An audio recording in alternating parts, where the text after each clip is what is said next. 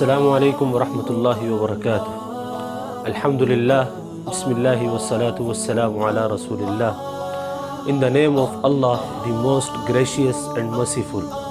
My beloved brothers and sisters, today I will be sharing you a beautiful hadith of the Holy Prophet Muhammad sallallahu alaihi wasallam, in which we will learn how to achieve the love of Allah subhanahu wa ta'ala and people as well.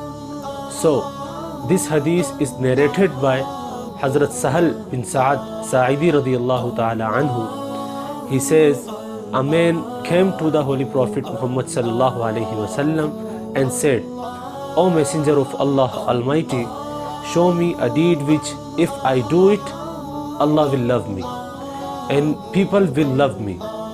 The Messenger of Allah subhanahu wa ta'ala said, be indifferent towards this world and Allah will love you. Be indifferent to what is in people's hand and they will love you.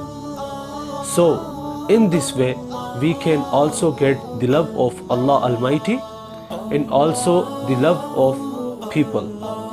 May Allah grant us His love and also the love of the people. Ameen. Jazakumullahu khair.